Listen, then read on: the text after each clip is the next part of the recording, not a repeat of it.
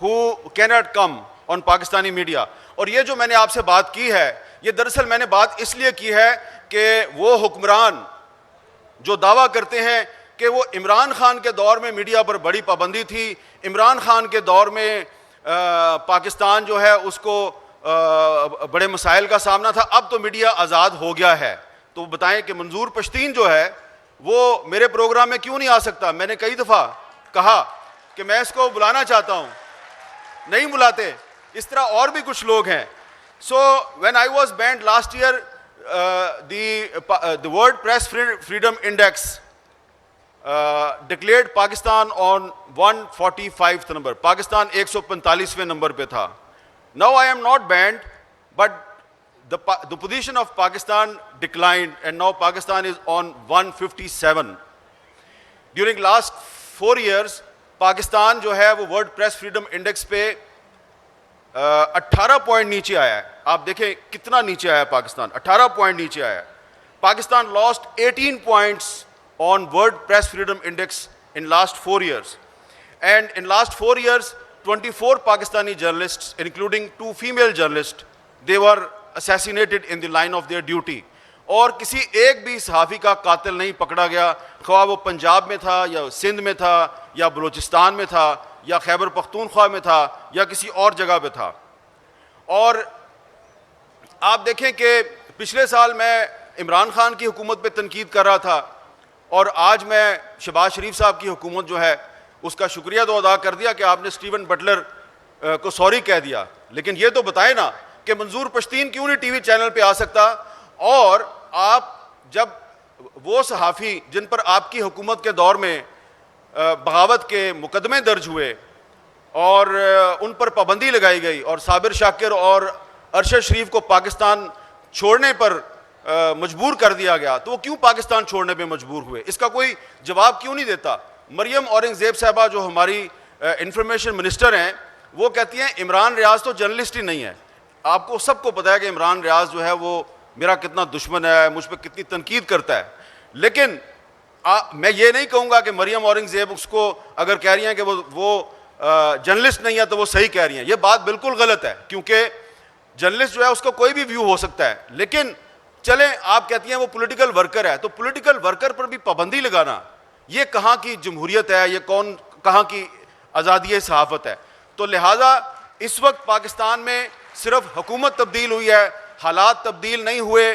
پاکستان کا میڈیا عمران خان کے دور میں بھی غیر اعلانیہ سینسرشپ کا شکار تھا, پاکستان کا میڈیا شہباز شریف کے دور میں بھی غیر اعلانیہ سینسرشپ کا شکار ہے, اور اس پر آپ سب کو آواز بلند کرنی چاہیے.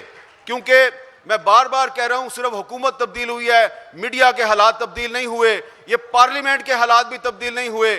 یہ دیکھیں یہ کامران مرتضیٰ صاحب یہ سینٹ کے ممبر ہیں, یہ سپریم کورٹ بار ایسوسی ایشن کے سابق صدر ہیں, انہوں نے اور اعظم نذیر تارڑ صاحب نے مل کر ایک کوشش کی اور پارلیمنٹ کی جو کمیٹی ہے فار انفورسڈ ڈسپیرینسز, جو لاپتہ افراد پہ کمیٹی ہے, اس کے مذاکرات کروائے جو انہوں نے کوئٹہ میں دھرنا دیا ہوا تھا, اور وہ دھرنا ختم کرایا.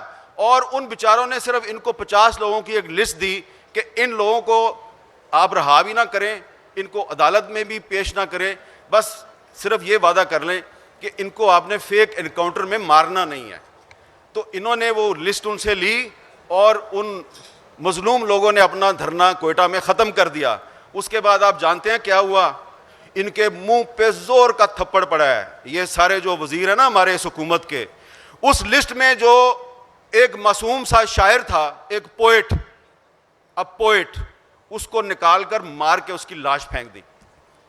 یہ انہوں نے, وہ کہتے ہیں جی ہم نے دہشت گرد مارا. آپ نے دہشت گرد نہیں مارا, آپ نے اعظم نذیر تارڑ اور رانا ثناء اللہ اور ان سب لوگ جو پارلیمانی کمیٹی میں ان کے منہ پہ آپ نے زور کا تھپڑ مارا ہے.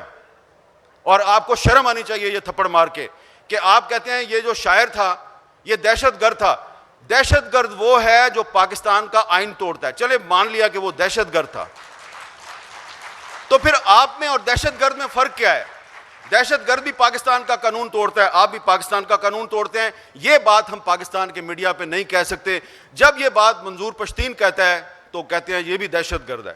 تو اگر یہ دہشت گرد ہے تو پھر آپ اور میں ہم سارے ہی دہشت گرد ہیں.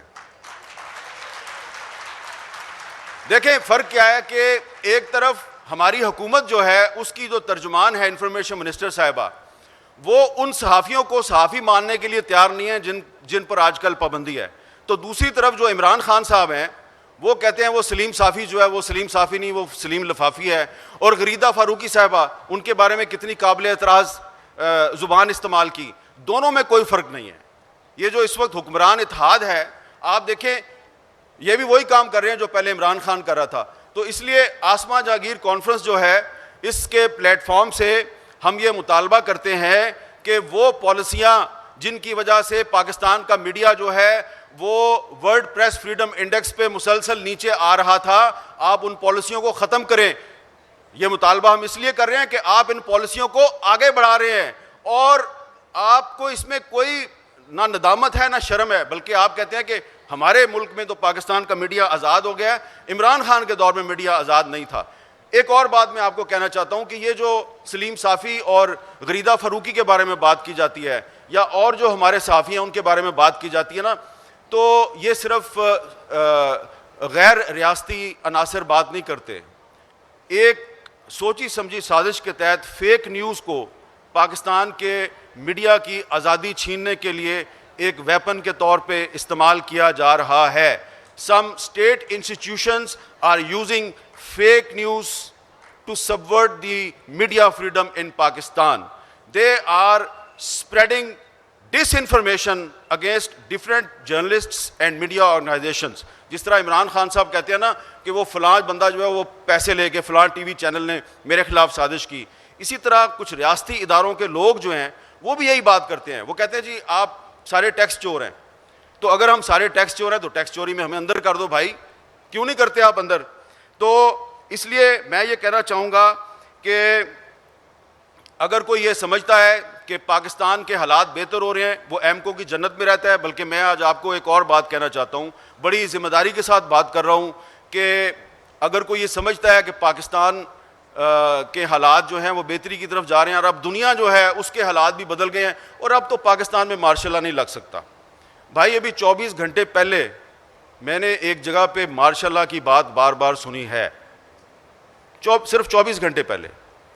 اور اگر میں سمجھتا ہوں کہ اگر آپ نے پاکستان میں دوبارہ ایسے حالات پیدا کیے سیاسی جماعتوں نے یا کسی اور نے اور مارشل لا لگ گیا تو اس سے پاکستان کو نقصان ہوگا. مارشل لا نے ہمیشہ پاکستان کو نقصان پہنچایا ہے.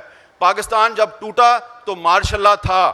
آپ کہتے ہیں کہ جو ایسٹ پاکستان میں آپ کی ڈیفیٹ تھی، ملٹری ڈیفیٹ نہیں تھی، پولیٹیکل ڈیفیٹ تھی. چلے مان لیتے ہیں پولیٹیکل ڈیفیٹ تھی. پولیٹیکل ڈیفیٹ اس لیے تھی کہ شیخ مجیب الرحمان کے خلاف پاکستان آرمی کا ایک فوجی جنرل غلام عمر جو ہے اس نے ایک سیل بنایا ہوا تھا اور وہ شیخ مجیب الرحمان کے سیاسی مخالفین میں پیسے بانٹتا تھا. جیسے بعد میں 88 میں بھی IGI بنائی گئی اور پیسے بانٹے گئے اور اس کے بعد بھی پیسے بانٹے گئے، تو 1970 کے الیکشن میں یہ کام شروع ہوا، پولیٹیکل انٹرونشن، اور ابھی تک یہ سلسلہ چل رہا ہے. تو شکر ہے کہ 1970 میں پاکستان کا میڈیا آزاد نہیں تھا، ورنہ آج آپ نے کہنا تھا کہ وہ پاکستان جو ہے وہ انڈیا نے نہیں توڑا تھا، وہ پاکستان کے میڈیا نے توڑ دیا تھا، آپ نے یہ کہنا تھا. اور آخر میں یہ کہوں گا کہ اس وقت پاکستان میں کچھ ڈریکونین لا ہیں. Unfortunately, these draconian laws were not imposed on us by any military dictator. These draconian laws were imposed on us by democratic governments. جیسا کہ 2016 میں جو مسلم لیگ نون کی حکومت تھی اس نے پیکا کا قانون ہم پہ امپوز کیا اور وہ پیکا کا قانون آج ان پہ استعمال کیا جا رہا ہے. اسی طرح یہ جو پچھلی عمران خان کی حکومت تھی اس نے پیکا آرڈیننس جاری کیا اور آج جب FIA کسی صحافی کو اور سیاستدان کو گرفتار کرتی ہے تو اس پہ وہی پیکا قانون کی سیکشن 20 لگاتی ہے.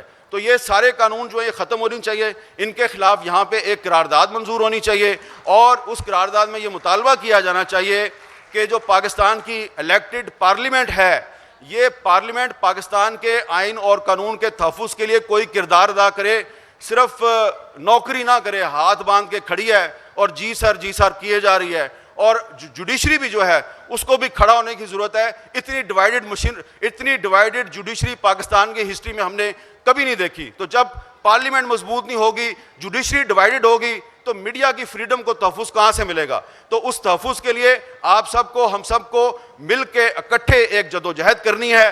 اور اس بات پہ ختم کروں گا حبیب جالب کے شعر پہ کہ جھوٹے مقدمات ہیں، فرضی شہادتیں، ہم پھر بھی لکھ رہے ہیں جنوں کی حقائقیں.